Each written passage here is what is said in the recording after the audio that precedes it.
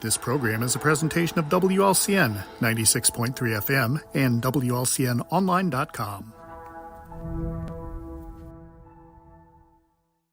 This live video stream is made possible in part by WLCN's live stream technology sponsor, Me Realty, located at 602 Keokuk Street in Lincoln, and online at merealty.com.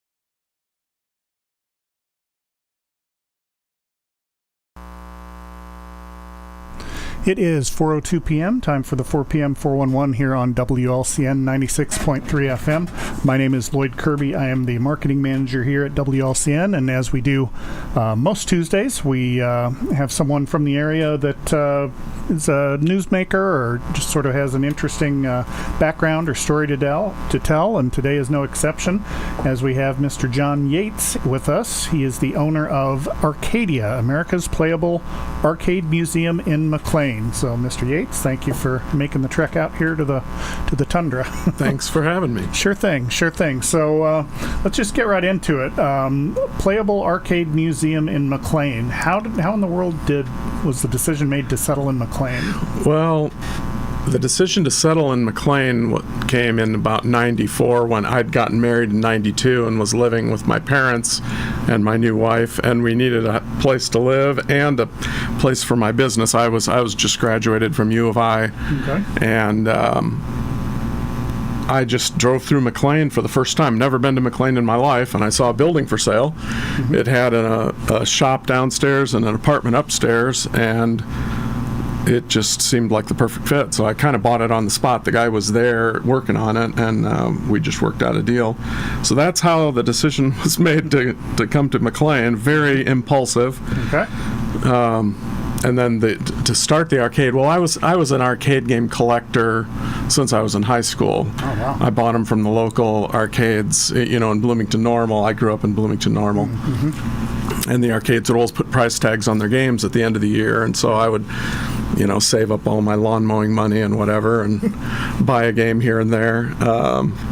So I had kind of gotten addicted to that whole arcade game collecting thing. Mm-hmm. When I was at U of I had started a business buying and selling games, and I'd started a route over there where I put games out in pizza places and whatnot. Oh, wow. So that's why I needed a shop, and how the arcade started is another long story. I guess it's a good thing this is a long segment. Yep. Feel free. Well, I guess I'll just tell some of the history here. Okay. When I graduated from U of I in electrical engineering, I decided I didn't really want to get a job as an electrical engineer because I was running this arcade route, and the idea of putting a wooden box out in a room somewhere and then coming back a month later and it's full of money, that really appealed to me. I could see that. Yeah. The problem was I was probably about 15 years too late getting into that business. I didn't realize it at the time. So I got a bank loan, and I tried to go into that business, and I tried to get, the key to that business is getting good accounts where there's lots of traffic and lots of income. Right. Well, all those accounts were already held by big operators that had been in business for 75 years, and there was no getting any of those accounts. So I really could never make it work. Plus, I didn't want to be in the bars. Bars are where you make the money, and I'm not a bar guy. I don't drink, and so I'm trying to operate in convenience stores and Mexican restaurants and pizza places. And in 1992, it didn't make money. Mm-hmm. So I actually decided to go ahead and get a job in technology, so I became a programmer in Bloomington and did that for a while, but I always had the game route going. Mm-hmm. I kept that going on the side just because why not? I mean, it doesn't take any time. You just go and collect the money every couple of months. Sure. And let's see. just trying to figure out how this, what the genesis was here. But I ended up getting a job once the internet craze kind of started in the late 90s. I was a developer, so I ended up getting a job. I helped a buddy move out to San Francisco because he had gotten a job at a startup. And while we were out there, I interviewed with his boss, and the guy hired me. So I ended up moving to San Francisco, doing a startup out there. And then I got recruited by a recruiter back here, ended up at a business here, a startup. And so I did the startup thing until about 2008. And that was when I did my last startup, where I moved back to San Francisco, raised a bunch of money, lost it all, and then came back. Okay. So now we're getting to where the arcade starts. This is a very long answer here. So I come back in 2008 after losing a whole bunch of friends and family's money, and I was just a little bit burned out from the startup thing. Sure. And I had all these buildings in McLean, and I had one in Lincoln and some other places, full of arcade games. And I wasn't sure what to do with myself. So I decided, maybe I should, I'm a Christian, and I thought, well, maybe I should be in missions work. I should become a missionary. And I'd gone to Russia a few times. I really liked that on mission trips. So my wife and I thought about becoming missionaries in Russia, but I thought, well, I don't have any really good skills. I mean, they don't need arcade game people. Right. And they probably need electrical engineers, but not in missions. So I thought, well, I'm going to teach myself construction. That'll be handy. So I decided to remodel one of my buildings in downtown McLean. This is where we get to the arcade eventually. Okay. I'm trusting you here. Yeah. This was the building that eventually became Arcadia. I thought, well, hey, I'm going to remodel this building. It was a disaster. So I'm going to do all the framing. I'm going to do the drywall. I'm going to do the HVAC. I'm going to do the plumbing. I'm going to do the wiring. I'm going to everything, because I want to learn all these skills, and then I'll be useful as a missionary somewhere. So I spent about a year doing that, completely renovating that building. And then when I got it done, I thought, well, okay, I might as well put it up for rent, because I don't need a building here. So I put a for rent sign in the window, but in the meantime, I thought, well, let's just fill it with arcade games, because I need a place to put them anyway. Right.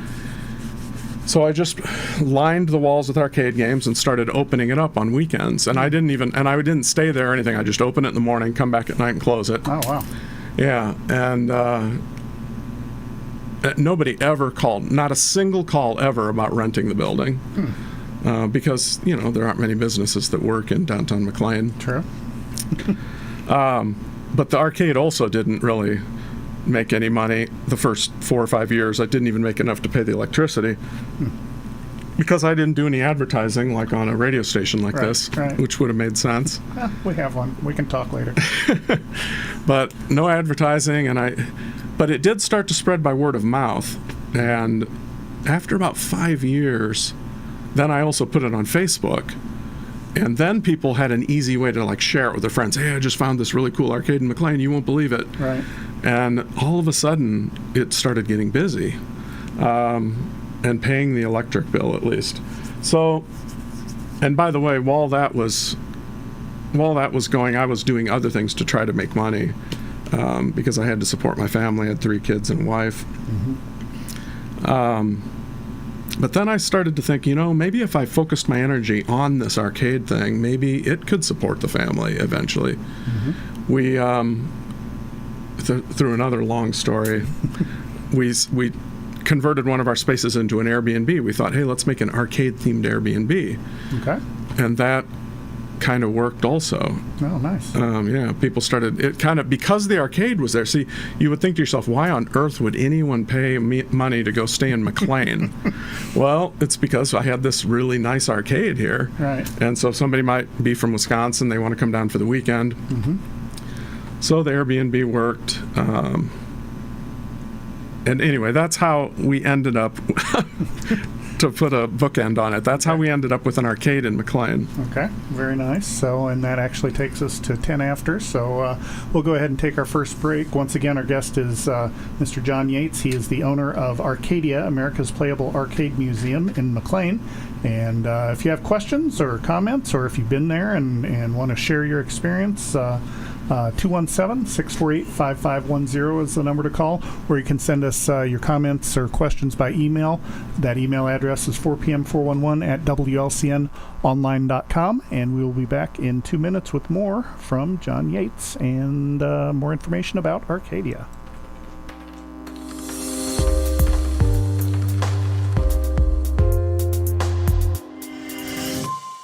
Hi, I'm Smokey Bear, and I made an assistant to help you out, because only you can prevent wildfires. Hey, Assistant Smokey Bear. Call me Papa Bear, because I'm grilling up dinner.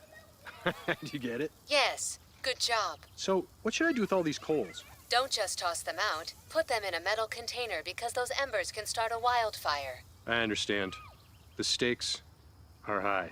Ha ha ha ha. See, Smokey thinks I'm funny. What does it mean to be rich? Maybe rich is less about reaching a magic number and more about discovering magic. Rich is being able to keep your loved ones close and also send them away. Rich is living life your way and having someone who can help you get there. The key to being rich is knowing what counts. Contact Edward Jones Financial Advisor Sal Polis, 217-732-4001.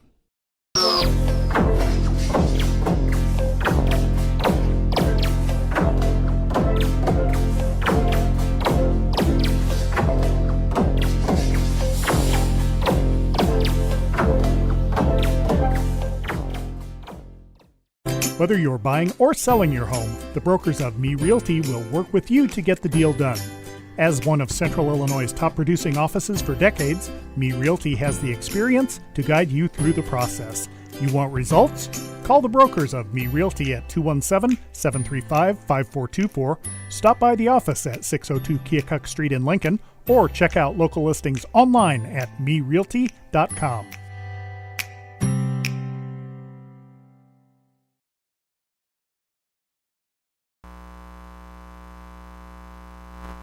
And we are back on the 4PM 411 with our guest John Yates of Arcadia, which is America's Playable Arcade Museum, located in the booming metropolis of McLean, Illinois. So we talked in the first segment about sort of how the arcade came into being there. So for folks who haven't been there or seen the website or browsed Facebook, how many games do you have? What kind of offerings? Are there current games, older games, sort of a smorgasbord of games? How would you describe that? Okay. Well, we've been through 2 expansions, and we're working on the 3rd one. So as of right now, what we have we're in like 3 different buildings, although 2 of them are connected, and one's across the street. But right now we've got about 100 video arcade games and about 45 pinball machines, all that are playable, and other things like air hockey and foosball, and we've got like some old kiddie rides from Showbiz Pizza, what else? Skee ball, of course, and basically I started off when I originally opened it.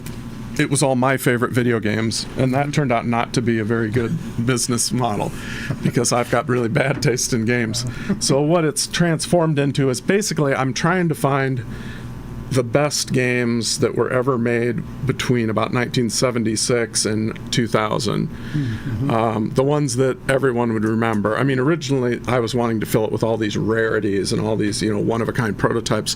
Well, nobody wants to play that stuff. They want to play the game they remember when they were growing up, like Galaga and Centipede and Tapper and things. So we've got, like, when it comes to classics, we've got all the classics. Frogger, Donkey Kong Jr., Ms. Pac-Man, and these are all, by the way, I'm kind of a purist. They're all original games in original cabinets, running on original hardware with original monitors. There's no, flat screens. There's no emulation boards, where you put a computer in it and just emulate the game. They're all running on all their original hardware. And we rotate in other things, like we've had Dragon's Lair in there, the first Laserdisc game. We've got a lot of vector games like Star Wars and Tempest and Asteroids, and and those are the classics. Then when you get into some of the newer stuff, we do have some of the real classic fighters like the Street Fighters and the Mortal Kombat. What else? A lot of great driving games, shooting games. And by the way, I'm kind of, as I mentioned earlier, I'm kind of a conservative Christian, and so, and part of the inspiration for this place was just that I've got 3 daughters, and I would take them on date nights every week, where we'd go somewhere within driving range and try to do something fun together, me with one of the girls at a time. And there just isn't much to do around here for just that's good, wholesome family fun. And so that kind of inspired me, like, I need to create a place for other dads that want to take their kids out and have fun. Like, I just had a dad today that, I'm not even open today, but some guy texted me and said, man, I really want to bring my daughter and do something special. Will you open up the arcade for me? So I opened it for him, because I got nothing better to do. Well, except be on the radio here, but well, true. I would say that was better. That's probably just no, it is, but the thing is, I can just open it, and it's watched by cameras, so I don't really have to be there. So I just opened it up and let him have his private time there. But anyway, the point of that is just to say this is a very family friendly place. Some of the best games are like House of the Dead and things like, but I don't put those in there because they're a little bit graphic and a little gory. I want parents to be able to bring their kids here and not be like, oh, Billy, don't go over there. I don't want you to look at that game. So it's very family friendly. We don't, and most arcades these days are combined with bars. There's no alcohol in this place. It's just a plain old, and it's also just like the old days. You drop quarters in the games. Most places you pay a bunch of money at the door and then it's on free play. Right. But I wanted it, I'm wanting to recreate my experience when I was a kid, and there's something special about, hi kitty, about putting $1 in a change machine, getting 4 quarters, dropping a quarter in a game, and then playing. So, so anyway, we've got the 145 games right now. We've got we've got a bunch of Airbnbs also, arcade-themed Airbnbs, and we get a lot of people just from Bloomington, Lincoln, just this area that maybe they can't afford to go to Germany on a vacation, but hey, we can rent a place for one night in McLean and go and my places are pretty nice. I mean, we've got one that's like 4,000 square feet with a 14-foot gaming system and a gourmet kitchen and its own private game room, and so you can come and just have your own little private getaway there. Nice. That would be the Luxury Arcade Palace? Yeah, that's. And what was the name? The Vector Man's. Vector Man. Yeah, my nickname on the forum is Vector Man. Oh, okay. So I just call it Vector Man's Luxury Arcade Palace. And then I believe I saw on the website, as you mentioned, you drop a quarter in. Most of them are still 1 quarter, or are there multiple quarters? About half of them are still, I price them the way they were when they came out new. So when they were launched, if they were a quarter, they're still a quarter. So, and then somewhere around the late 80s, games went up to 50 cents. So anything after that is 50 cents. And I think we've got like 4 games now that are 75 cents. We've got several games in there that were $1 a play, and I'm not going over 75. I mean, I just have a few that I'm at 75, but I'm trying to keep it 50 cents and below. Okay. And then how often, with your inventory, how often are you able to like change things out and rotate things, or? I don't change them too much. I just monitor how things are doing, and any game that's not really getting any attention, I pull it out and replace it with something else. But we've been open now, this is our 16th year. Oh, wow. And I'm getting it kind of honed down to where every game in there is pretty popular. People seem to like it. So, but that doesn't mean that things get stale, because what I do is I open up bigger expansions, and we can talk in the next segment about a huge expansion that I've got coming, because I actually have a collection of about 1,700 games. Oh, wow. So I could swap everything in there if I wanted to. Wow. Well, we are at 20 after, so on cue, why don't we go ahead and take our next break, and then we will talk about future expansions and just kind of trends in the gaming industry, maybe how online gaming is impacting things going on there at Arcadia. And once again, if you'd like to join the conversation, 217-648-5510, the number to call, or you can email your question or comment, 4pm411 at WLCNonline.com. We'll be back in 2 minutes.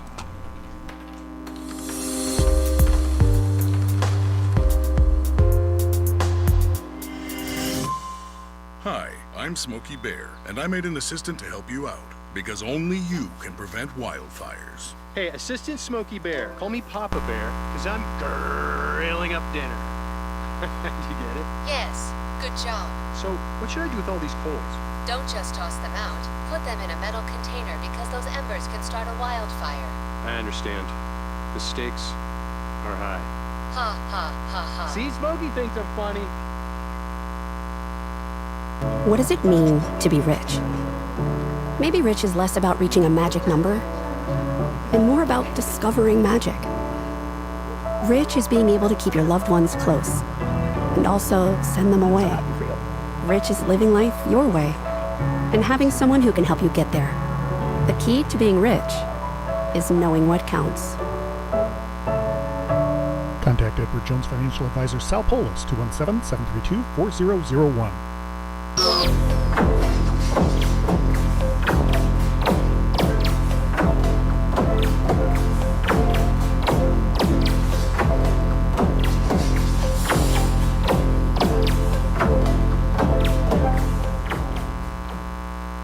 Whether you're buying or selling your home, the brokers of Me Realty will work with you to get the deal done. As one of Central Illinois' top producing offices for decades, Me Realty has the experience to guide you through the process. You want results? Call the brokers of Me Realty at 217-735-5424, stop by the office at 602 Keokuk Street in Lincoln, or check out local listings online at merealty.com.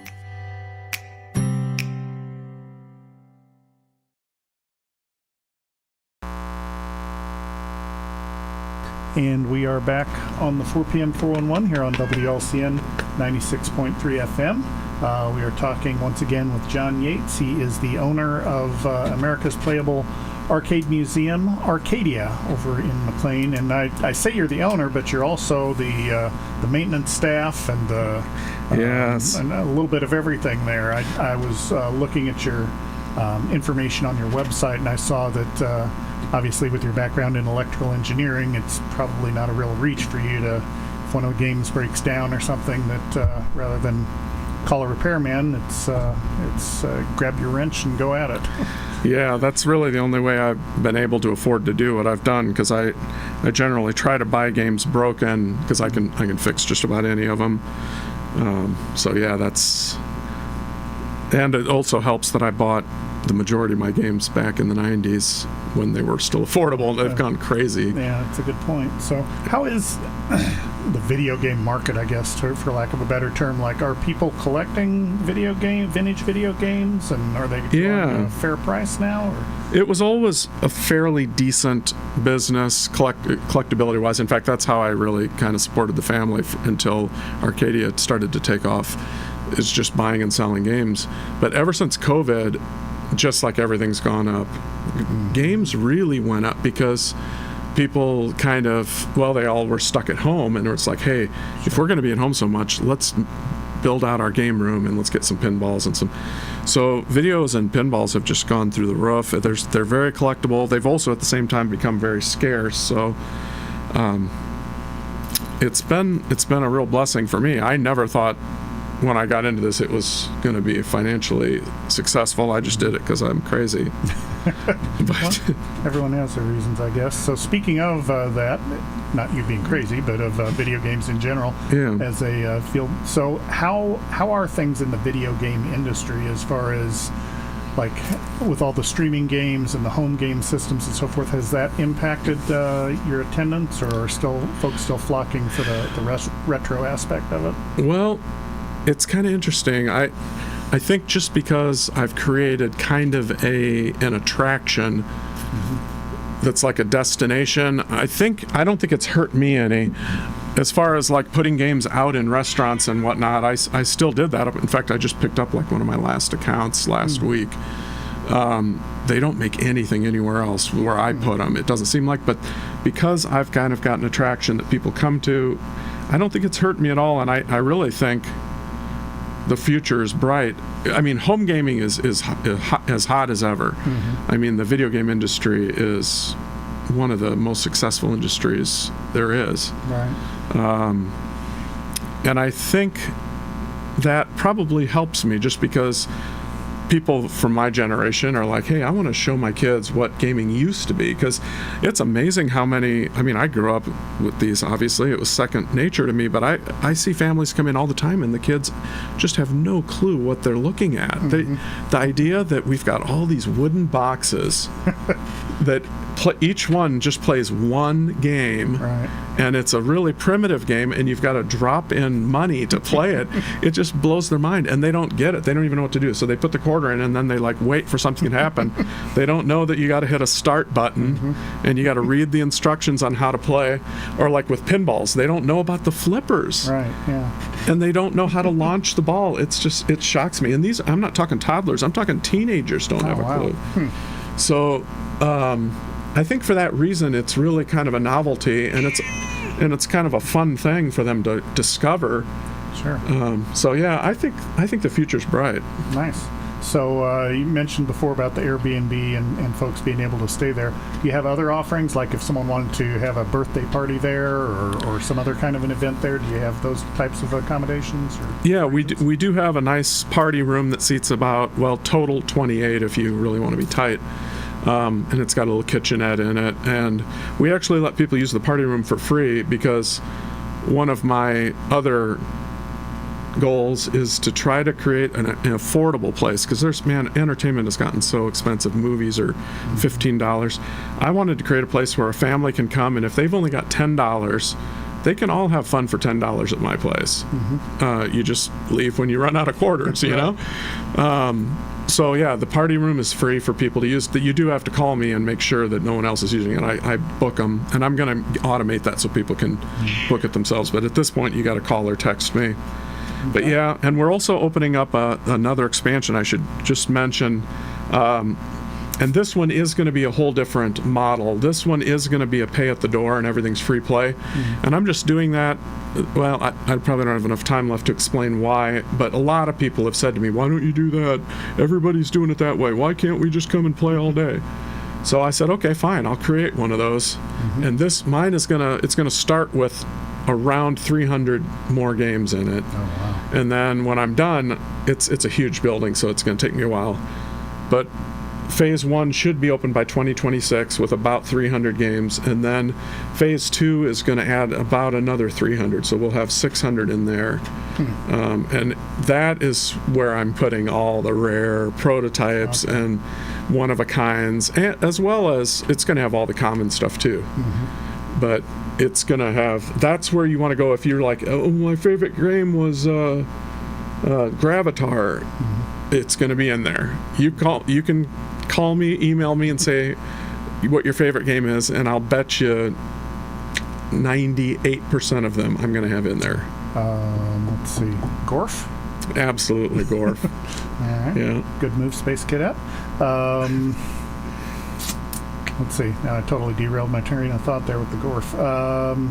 So as far as things happening, we talked about the party room. Yeah. Have you ever considered other things, like maybe a video game league or anything to draw more people in and of that nature? I know that means more administrative work for you. I'm kind of like a church where I'm happy to set up as many new ministries as long as I've got volunteers that want to run them. I would love to have like a pinball league or a video game league, but I do not have any time left, because I'm spending all my time doing these expansions and remodeling buildings, and because I'm still a one-man show and I got to keep all the games running.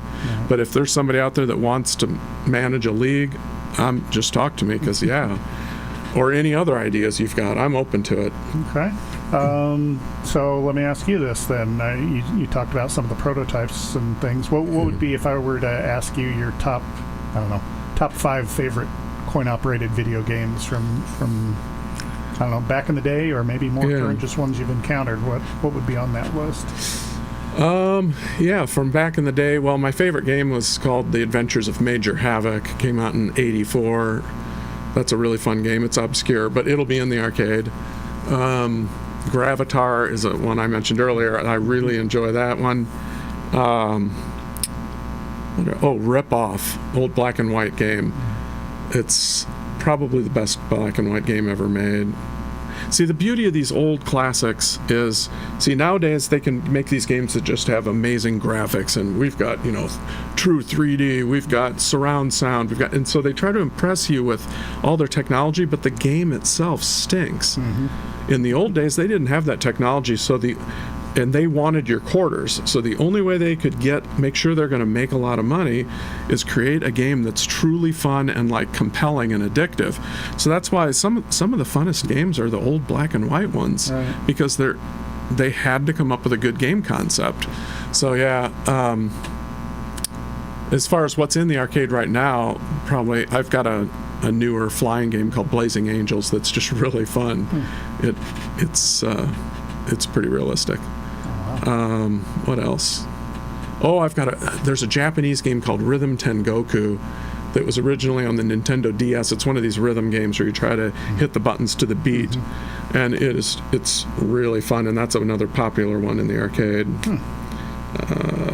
And I'm starting to import a lot of games from Japan just because their arcade industry kept going after ours died 20 years ago.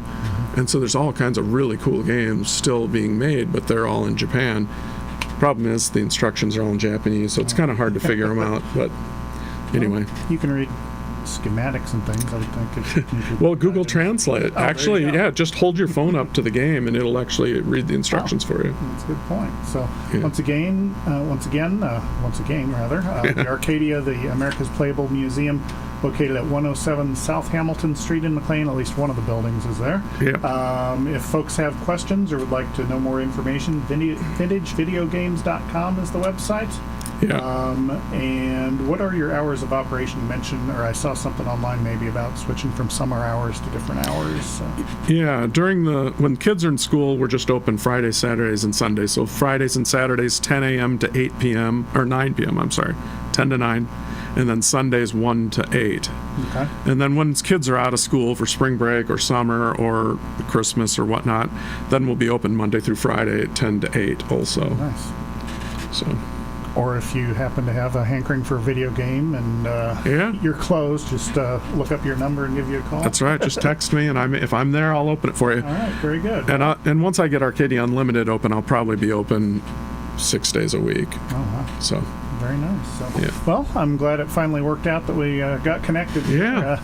And I'll have to head over to McLean and maybe have a meal at the Dixie and then come over and play some video games. Absolutely. All right. Well, our guest once again has been John Yates. He is the owner / everything else for Arcadia, America's Playable Arcade Museum in McLean.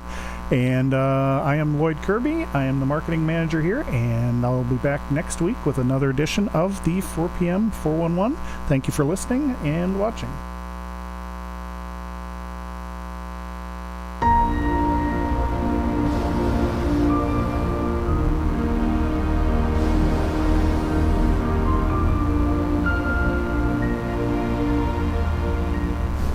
Culver's is a family restaurant. To me, that means being the place that puts a smile on everyone's face.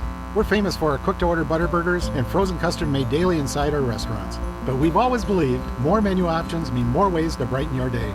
We source the finest chicken to bring you our tenders and chicken sandwiches. And our cheese curds. They're a Wisconsin tradition we're proud to share with you. So take the next meal shift off and let us take care of you. Welcome to Delicious. Culver's, home of the Butterburger, 2530 Woodlawn Road in Lincoln. Regular fans, you all know there's a home field advantage when it comes to sports. The same applies when purchasing a car, truck, or having your vehicle serviced. You'll have the home field advantage when shopping at Grouse Chevrolet in Lincoln. The trained sales staff at Grouse will provide you with a no-pressure sales process. It'll put you at ease all the way through the delivery. When it comes time for service, the certified mechanics will care for your vehicle like it's their own. Call or stop by the dealership on North Kickapoo Street in Lincoln or online at growinc.com.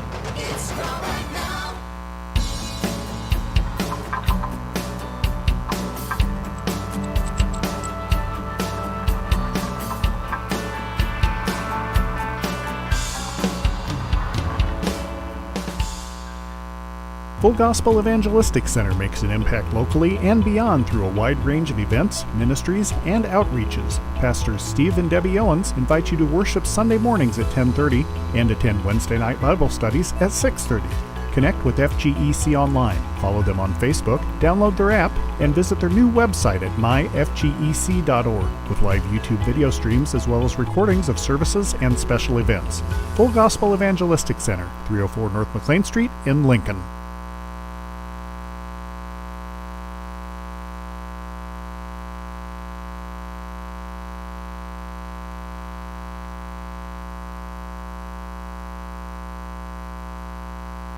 This live video stream is made possible in part by WLCN's live stream technology sponsor, Me Realty, located at 602 Keokuk Street in Lincoln, and online at merealty.com.